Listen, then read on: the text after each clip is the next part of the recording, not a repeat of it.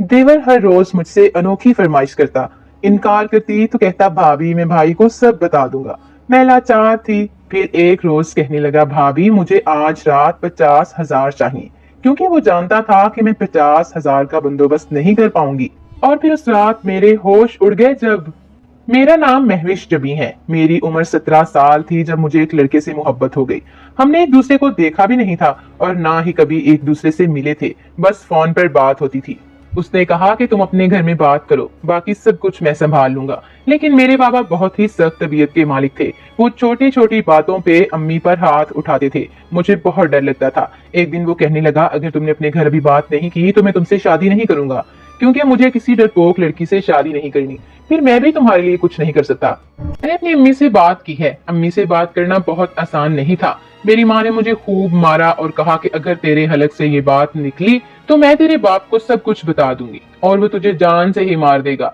मेरा फोन भी तोड़ दिया। अब मेरे पास अकरम से राब्ता करने का कोई तरीका नहीं था। अम्मी ने एक हफ्ते के अंदर अंदर रिश्ता देखकर मेरी शादी कर दी। उनके घर में औरत नहीं थी, इसलिए उनको भी शादी करने की जल्दी थी, क्योंकि घर में खाना पकाने के लिए कोई भी नहीं था। एक मेरा शोहर था और एक उसका भाई। मैं ये शादी नहीं करना चाहती थी, लेकिन मजबूर हो गई थी। अम्मी की नजरों में गिर चुकी थी, बाबा की नजर से गिरना नहीं चाहती थी। वैसे भी अब वही होना था जो ये लोग चाहते थे। मेरा निकाह करवा दिया गया और मुझे रुखसत कर दिया गया। शोहर अच्छा था, उसने मेरे साथ अच्छा रवैया रखा। मुझे मेरे एक दोस्त ने कहा कि शोहर को कुछ भी बताने की जरूरत नहीं है। वैसे भी तुम्हारे साथ कोई ताल्लुक नहीं था, तुमने कभी उसे देखा ही नहीं, इससे मिली नहीं, इससे बात नहीं की। लेकिन अगर तुम्हारे शोहर को इस बारे में पता चल गया तो वो ये सोचेगा कि तुम्हारा उसके साथ पूरा पूरा अफेयर था और तुम्हारी जिंदगी बर्बाद हो जाएगी। या तो तुम्हारी जिंदगी जहन्नम बना देगा या फिर तुम्हें तलाक दे देगा। मैंने कहा कि मैं यहाँ से कहीं जाना नहीं चाहती हूँ। मेरा शोहर अच्छा है, मैं अपने घर वापस नहीं जाना चाहती थी। घर जाती तो माँ भी मुझे अजीब नजरों से देखती। जिंदगी यहाँ तक तो ठीक जा रही थी, लेकिन एक दिन मैं तन्हा बैठी अपनी माजी पर नजर दौड़ा रही थी। मैं बहुत ही ज्यादा जज्बाती हो गई। मुझे अकरम की बहुत याद आने लगी और मैं अकेले में बैठकर खुद से बातें करने लगी। जब पलट कर देखा तो मेरा देवर पीछे खड़ा था। उसने कहा कि अच्छा तो शादी से पहले आपका किसी के साथ चक्कर था। उसकी आवाज सुनकर मेरे पैरों के नीचे से जमीन निकल गई। मैंने कहा कि तुमने मुझे कुछ गलत सुना है, ऐसा कुछ नहीं है, मैं तो कोई और बात कर रही थी। उसने कहा कि मैंने सब कुछ सुन लिया है और अब आपको मेरी हर बात मानना होगी। उसने कहा कि अब आपको मेरी हर बात माननी होगी, नहीं तो मैं ये भाई को बता दूंगा। मेरा भाई वैसे तो बहुत अच्छा इंसान है, उसकी जिंदगी में पहले कोई लड़की नहीं थी। अगर उसे पता चला कि आपकी जिंदगी में कोई लड़का था तो आप खुद समझ सकती हैं कि आपके साथ क्या होगा, क्योंकि झूठ और धोखा भाई से बर्दाश्त नहीं होता। तो मैं बहुत डर गई थी। मैंने उसे कहा कि खुदा के लिए इस बात को यहीं खत्म कर दो। तो उसने कहा कि आप फिक्र ना करें, जब तक आप मेरी बात मानती रहेंगी ये बात भाई को पता नहीं चलेगी। मैंने कहा कि कौन सी बात? तो उसने कहा आराम से बताऊंगा, मैं आपको बहुत परेशानी होगी। वही हुआ जिसका डर था।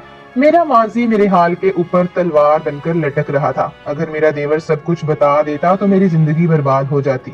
ये तो ऐसा ही हो जाता कि मुझे बगैर किसी गुनाह के सजा मिल जाती, क्योंकि मैंने तो कोई गुनाह नहीं किया था, सिर्फ बात की थी। और तब मेरी उम्र ही कितनी थी। इस उम्र में तो ये सब कुछ हो जाता है। कहीं ना कहीं से इंसान का पाँव फिसल जाता है। और हमारे घर के हालात कौन सा अच्छे थे। अम्मी अब्बू हमेशा लड़ते रहते थे, बस इसीलिए किसी से दिल लगा लिया था। घर में तो दिल लगता नहीं था, दिल करता था घर से कहीं भाग जाऊं। और मुझे नहीं पता था कि मेरी ये छोटी सी गलती मेरी जिंदगी बर्बाद कर देगी, कि शोहर की नजरों से गिर गई तो फिर जिंदगी वैसे भी खत्म हो जाएगी, फिर चाहे वो अपने साथ रखे या ना रखे। अगले दिन देवर ने कहा कि मुझे आपसे काम है। मुझे लगा कि मुझसे एक दो काम करवा के मुझे बख्शिश दे देगा। उसने कहा कि मेरे कुछ दोस्त आ रहे हैं, भाई रात तक आते हैं, भाई को पता नहीं चलना चाहिए। मैं आपको सामान ला कर देता हूँ, आप अच्छा सा खाना बना दें। मैंने बड़ी मुश्किल से 7 लोगों का खाना बनाया। काम करते हुए बुरी तरह थक चुकी थी। शाम को शोहर आया, मुझे हल्का बुखार था जो कि थकावट से हुआ था। उसने कहा कि क्या हो गया तुम्हें, सुबह तो अच्छी भली थी। मैंने कहा कि बस घर के काम कर रही थी, क्योंकि मुझे सारे सबूत भी मिटाने थे। मैंने हर तरह ध्यान देना था। बर्तन धोने थे, बैठक में बैठे थे वो लोग तो उसे भी साफ करना था। जहां वो लोग बैठे थे बहुत ही बुरी तरह खाना खाया था उन्होंने, सब कुछ गंदा कर दिया था, इसीलिए मैं बहुत ज्यादा थक गई थी। शोहर ने कहा कि ये काम ना किया करो। तुम्हारे पास तो मेरे लिए भी वक्त नहीं बचता। मैं सुकून से सो गई, लेकिन सुकून मेरी जिंदगी में नहीं था। ये तो सिर्फ शोहर के सामने मैं सो गई थी। दरअसल तो मुझे नींद नहीं आ रही थी। उसके बाद मेरे देवर ने अगले दिन फिर से मुझे कहा कि आज मेरे कुछ और दोस्तों की दावत है, और दिन इसी तरह गुजर गया। इसी तरह वो मुझसे आए रोज अपने काम करवाता रहता। मैं किसी बात से इनकार ना कर सकती, क्योंकि उसके पास मेरा राज था।